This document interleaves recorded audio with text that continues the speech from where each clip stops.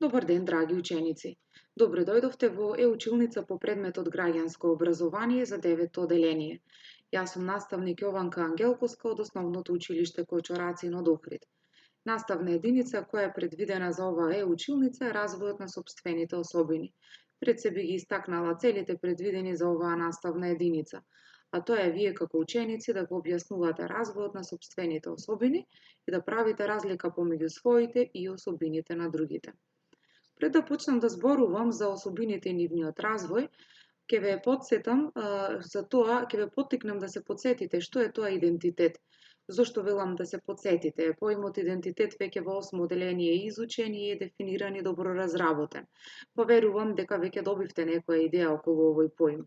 Сепак, јас ќе ве потсетам дека идентитетот е збир од индивидуални карактеристики, особини или својства на нештата по кои се изделуваме и се разликуваме од другите. Зборувајќи за идентитетот, ќе кажеме дека градењето на идентитетот на личноста започнува од моментот на раѓање и се одвива во текот на целиот живот. Постојат одредени фактори кои што однапред влијаат врз формирањето на идентитетот, како што е полот, физичките особини и местото на раѓање. Има и други подинамични фактори кои што влијаат врз идентитетот, како што е местото на живење, културата, образованието, професијата, партнерските и пријателските врски, припадноста на социјални групи, вредностите, интересите и слично. Исто така врз развојот на идентитетот различно влијаат и разновидните интереси на личноста, како на пример музиката, спортот, науката или можеби уметноста, како и желбите и потребите на личноста. Колку и како тие ќе влијаат врз формирањето на идентитетот, зависи од тоа како нив ги доживува самата личност и колкава важност им придава во дадени ситуации. Во развојниот период младите се во интензивна потрага по сопствениот начин на изразување и клучно прашање на кое бараат одговор. Кој сум јас? Одговорот на ова прашање зависи од обкружувањето и логите што младите ги имаат во различните социјални групи, како што се семејството, училиштето, врсниците и пошироката заедница. Личниот идентитет се темели на идејата дека секој поединец е единствен и различен, односно е специфичен во однос на другите луѓе. Идентитетот произлегува од особините на личноста, како и од односите со другите луѓе. Поконкретно, личниот идентитет се темели на вредностите, емоциите, идеите и целите на поединецот, но и на споредбата со другите. Тоа дава чувство дека јас сум некој кој е посебен и различен од другите и дека покрај промените во текот на животот се доживувам дека сум истиот. Следува задача каде што ќе размислите за себе и одредени аспекти од вашиот идентитет. За тоа ќе биде потребно да го паузирате видеото, да одговорите на прашањата кои следуваат. Следните прашања се: кои особини ги поседувам? Кога, во кој период од животот ми се развија овие особини? На развојот на овие особини ми влијаа семејството, училиштето, врсниците или некој друг? Кои особини ги делам со повеќето од моите врсници? Кои особини се карактеристични само за мене? Каква личност сакам да станам? Кои особини сакам да ги променам? Кои дополнително да ги развијам?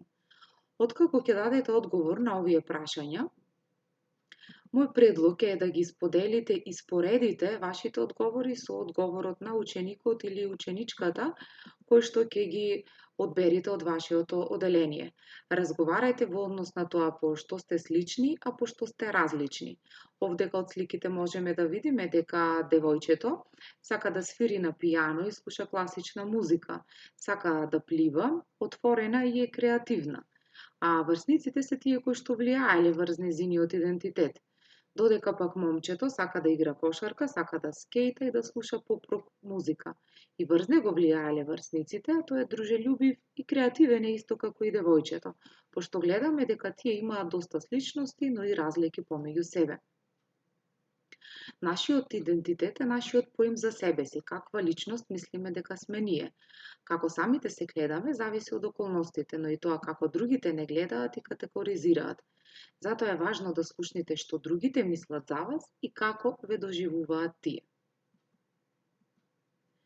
Еве како ќе ги поврзиме идентитетот и особините. Идентитетот произлегува од особините на личноста. Што е пак особината? Особината е карактеристично својство на некого или на нешто.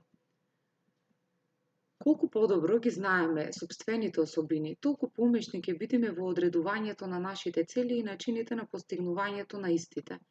На тој начин се остваруваме себе си како граѓани кои придонесуваат во заедницата во која живеат.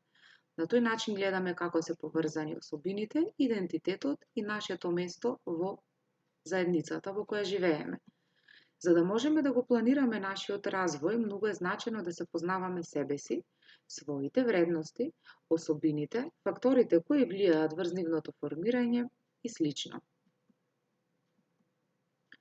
На оваа слика гледаме една патека која што достигнува до целта. Доколку една личност тргне по оваа патека до целта, гледаме дека исто така е потребно и да застане на одредени точки каде што треба да постигне или реализира одредени работи.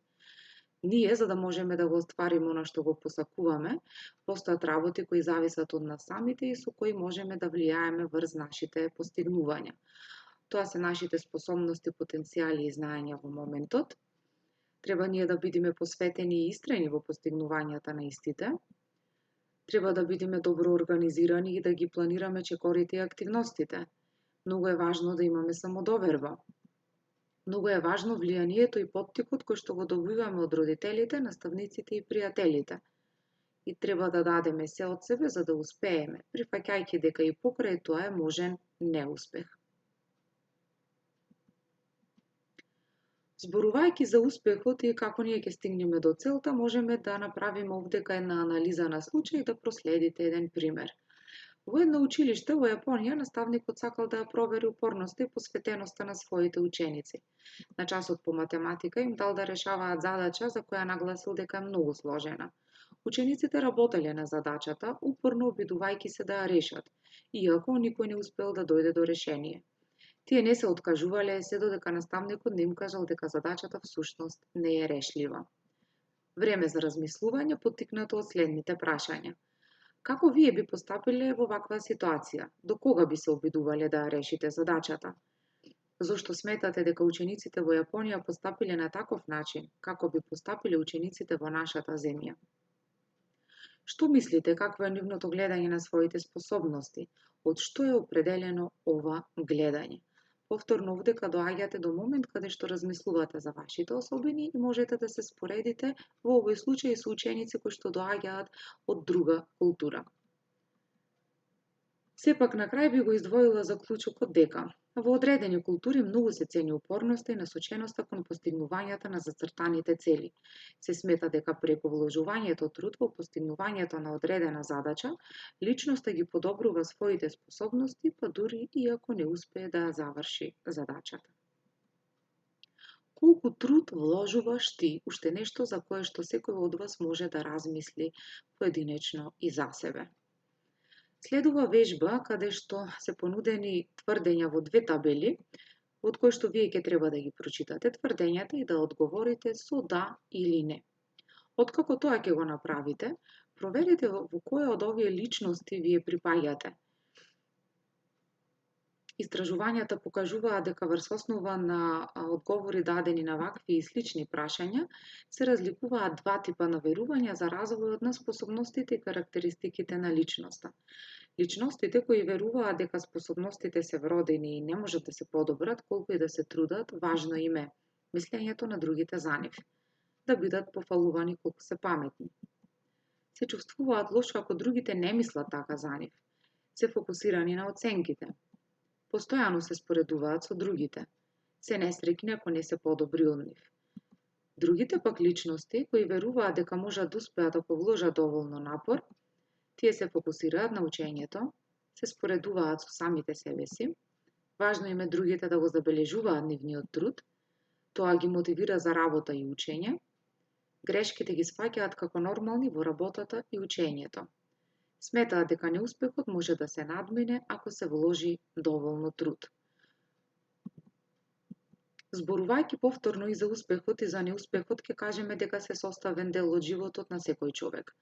Кога во некоја активност постигнуваме успех, тоа не мотивира и понатаму да продолжиме да се ангажираме. Ни ја зголемува самодовербата и со тоа ни ги зголемува шансите за нов успех. Но понекогаш постигнувањето успех може да не олабави, па може да престанеме да се трудиме толку многу и да доживееме неуспех. Обратно пак, доколку неуспехот го прифатиме како нешто што е дел од секојдневниот живот и ако не поттикне да го анализираме нашето однесување и ситуацијата и сватиме каде сме погрешиле, може да ни помогне да ги исправиме грешките и да постигнеме успех во некој од следните обиди. Што треба понатаму ние да направиме за да го надминиме успехот? Добро е да се направи план. Планот вообичаено содржи цел, временска рамка, конкретни постапки за реализација на целта, извори на потпора и помош, можни проблеми и начини на нивно надминување, резимирање на постигнатото. Она што е важно да го истакнеме овдека, дека треба да имаме став и верување дека нашите способности не се дадени еднаш за секогаш и можат да се развиваат преку труд и работа на себе. Цело време споменуваме работа на себе, постигнување на некакви цели и успеси, што особено повторно ќе потенцираме важно да се работи на себе, да ги развиваме нашите особини за да бидеме понатаму успешни. Што покажале истражувањата на оваа тема? Високата самопроценка на сопствените капацитети за учење ги охрабрува учениците активно да се вклучат во наставата и да го развиваат чувството на истреност, да се охрабрат за вложување поголем напор и да издржат во потешките задачи. Сега следува повторно задача која треба да работите во пар. Одберете ваше другарче, односно другар или другарка со кој што ќе работите вежбата. Треба да дознаете нешто повеќе за себе со тоа што ќе работите заедно со вашиот другар и ќе ги користите следните 4 целини. Прво треба да ја поставите целта. Вие ги поставувате овие прашања на вашиот другар или другарка. Замисли се себе си за една година, што би сакал да постигнеш, какви цели имаш поставено за себе. Избери една цел на која ќе работите тој ден. Доколку вашиот другар или другарка не знае и има проблем околу дефинирање на целта, тогаш му ги поставувате некои од следните прашања со што ќе му помогнете полесно да ја дефинира целта. Следниот чекор е да се направи план. Што е најважно за да се оствари твојата цел? Што треба да научиш, да направиш, да извежбаш, да промениш за да се оствари твојата цел? Повторно ќе напоменам, со поставување на овие прашања му помагате на вашиот другар полесно да го направи планот. После планот започнувате, односно ќе ги разработите првите чекори што треба да ги превземете понатаму. Повторно имате низа прашања кои што ќе му помогнат на вашиот другар да ги разработи понатамошните чекори. Откако вашиот другар ќе ги одговори сите овие прашања, време е да ги промените улогите. Сега вие ќе бидете тие кои што ќе ги одговарате овие прашања и ќе успеете да го направите тоа со вашиот другар или другарка. На овој начин си помагате себе си, како и на вашиот другар, повеќе да се запознаете себе си, со што повторно работите на себе си. За крај, колку повеќе се знаеш себе си, толку поуспешен можеш да бидеш и да стигнеш до посакуваната цел.